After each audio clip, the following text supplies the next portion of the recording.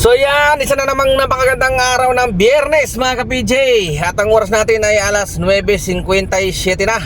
At ang yung earnings natin ngayon ay naka 1,400.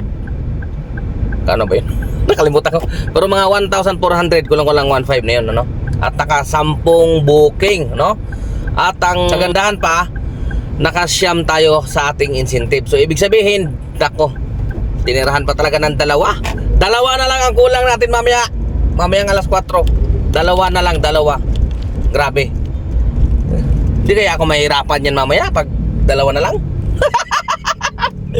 Ang bahay talaga ni Papa G sa akin. Talaga naman. Biruin mo, tinirahan pa ng dalawa. Kasi 11 lang naman yun. 400 pesos. At tinanghali tayo ng biyahe ngayon mga ka-PJ. Alam niyo kung bakit? Napakalakas ng ulan kanina. Madaling araw, sobrang lakas. Ay, umiral na naman yung katabaran ng aking kamay. Lakas ng ulan eh. Parang bumubuhos eh. Napakalakas eh. Baka eh. Kaya ginawa ko, nagpatanghali na muna ako. So nagsimula ako ay mag-alas 6 na ng umaga. So hinatid ko muna yung aking bugoy sa eskwelahan. Dahil nga medyo maulan kanina. So hinatid ko na lang muna sa eskwelahan. Sabay kami pumasok, no? At ngayon ay nandito na tayo sa Cubao, no? At dito na rin muna tayo mag-almusal. Sayang nga eh, kung hindi ko muna in-offline kanina, siguro naragdagan pa ng isa yung incentive natin, 10 sana, no? Kaso eh, wala, okay na. Maganda naman yung may challenge, no? May dalawang naiwan para hindi tayo mabuboring mamayang hapon. Gyapag naman. Oh, tama yun, di ba? Isipin mo, kung wala ka ng challenge, nabuboring ka, mainip ka, di ba? Maganda yung naghahabol ka. Ganun ba yun? Ang bilis lang ng panahon mga ka-PJ, no? So, isipin nyo, Biyernes na kagad ngayon, tapos June 27. So malapit na matatapos yung buwan ng June, no? Nako, tapos July na, iyon na.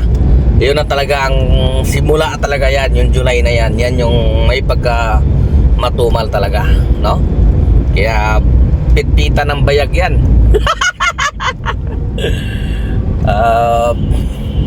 Marami na dyan gagamit ng maraming apps, no? So ayos lang din naman yun. Tama yun kasi kung lahat naman talaga matumal lang at magsisiksikan dito sa Grab, maganda din yung may kalaban. At yung ibang Delta nandoon, di ba? Yung nandito lahat sa Grab, hindi na ano yun, hindi balance. Pero tayo, mananatili tayong loyal kahit anong mangyari. Grab lang talaga. Di ba? Hindi ako lilipat kahit anong mangyari. Pag nawala na si Grab, nagsara na si Grab siguro, ayan, saka pa lang tayo maghanap ng ibang diskarte. But hanggat nandyan si Grab at kumikita naman tayo, dito lang tayo. Grab lang. Grab ng Grab on. Grab on. Grab on lang, di ba? Huwag tayong lilipat, di ba? Focus lang, ika nga.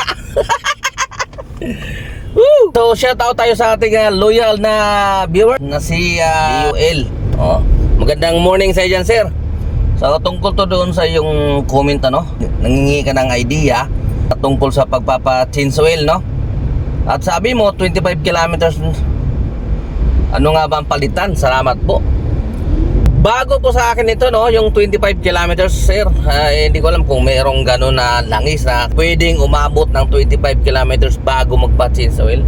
Kasi ang alam ko lang talaga is 5,000. Then pinakamataas na yung 10,000, no? Pagka ordinary lang na langis ang gamit nyo, 5,000. Yan yung mga gano'n. Tapos pagka semi-synthetic, yan, umaabot ng 7,000, no? Pagka fully synthetic, ang gamit mo, yan yung umaabot talaga hanggang 10,000. Okay? So yun yung pagkakaalam ko, sir. Wala akong alam doon sa 25,000. Hindi ko alam kung mayroon ng ganong langis, no? Sarili nyo po ba yung sasakyan, sir? Nasa manual naman yan ng yung sasakyan, di ba? Kung ilang kilometers bago magpa-change oil. Para sa akin, sobrang laki na yung 25,000 kilometers bago magpa-change oil, no? Kawawa yung makina natin dyan. Kumbaga yung makina kasi parang tao din yan eh. Parang tayo eh, na kailangan din magpalit ng dugo, no? Lalapot yan, pag lumapot na yan, yan na yan, kumatok yung makina, di ba? Magkakaroon ng leak yan, yun, tatagas yung langis, yung mga ganun kasi sobrang lapot na, di ba? Kaya yun yung importante dyan. Yung langis talaga, dapat pinapalitan talaga yan kagad. Sa akin, pinakamalaki na yung 10,000 kasi nga yung ginagamit kong langis ay fully synthetic, no? At ganun din sa aking ATF, dahil nga ito ay automatic transmission, no? Hanggang pinakamataas ko na yung 50,000, no? 40 to 50,000 palit na ako ng ATF niyan. Ay yung mga makabago ngayon, ano na yan, CVT, yun, ganun. At kung tinatanong mo kung ano pa yung mga pinapalitan diyan, ay katulad ng halimbawa yung oil filter, pinapalitan yan, no? Sa transmission, sa ATF, mayroon din yan. Mayroon ding filter yan. Mayroon din filter para sa makina pag nagpapa-change oil ka, no? Pinapalitan yan, kailangan palitan, hindi po pwedeng ano yan, hindi palitan. Okay? Tapos yung mga cabin filter mo, air cleaner yan, pinapalitan mo rin yan, sir. Pag madumi na, palitan mo na. Tapos para tumagal din siya, dapat halos kung pwede, kaya mo araw-araw pabugahan mo para malinis lagi yung ano, yung filter mo, di ba? Kasi hihigop yan, no? At isa pang ano, para mas maalagaan mo ng gusto yung sasakyan mo, huwag tayo magkarga sa mga dugyot na gasolinahan. Makakargahan niya ng mga marumi, yung doon, isa yan sa pagpapahirap sa ano, makina. Pag marumi, nahirapan siyang walang hangin, di ba? Kaya maganda rin kung quality din yung ating gasolina. Huwag tayo magtitipid. Huwag tayo masyadong humanga doon sa mura. Kasi sigurado mapapamura tayo sa sakit ng ulo. Alam naman natin yan pag mura, di ba? Maalam na natin, hindi na kailangan i-memorize yan. Pag mura, siyempre low quality, di ba? Ganun talaga yun. Gusto mong makamura eh. Pero pang matagalan, panalo pa rin yung medyo mahal ng konti, di ba? Okay.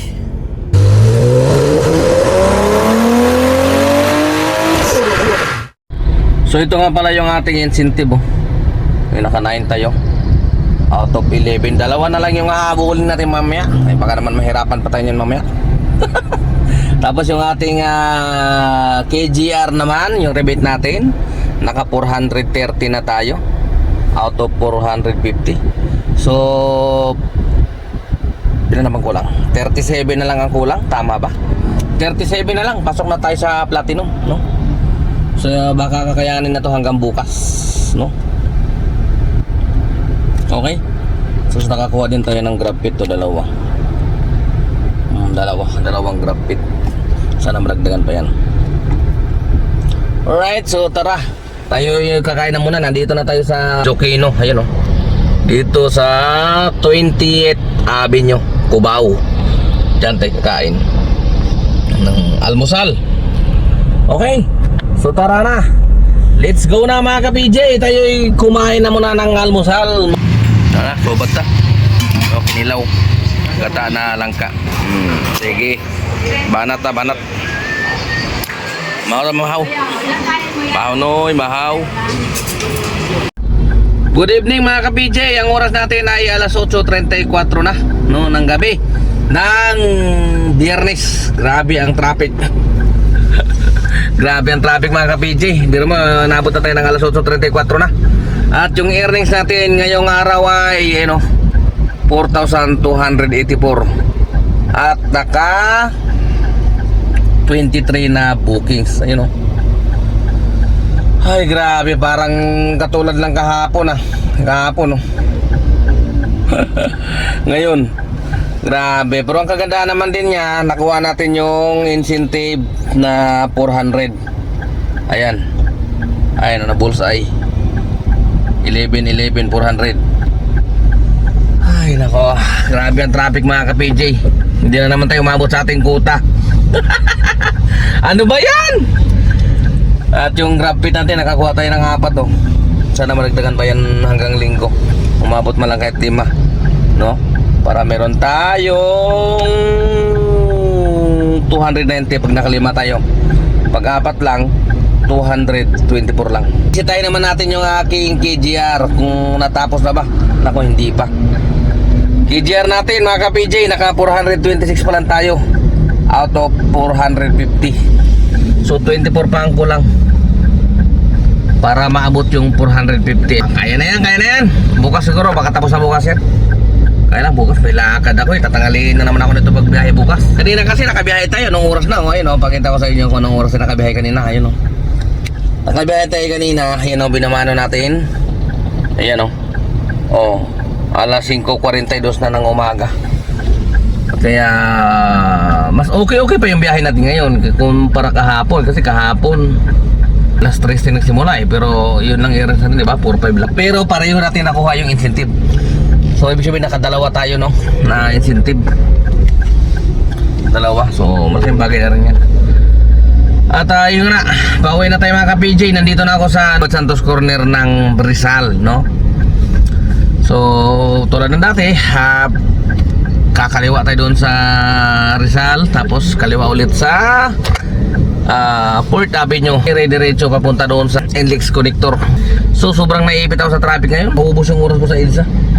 Grabe, mula Makati hanggang Green Hills lang, inaabot kami halos ng 2 oras mahigit.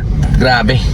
Sa halagang 426, 2 oras mahigit.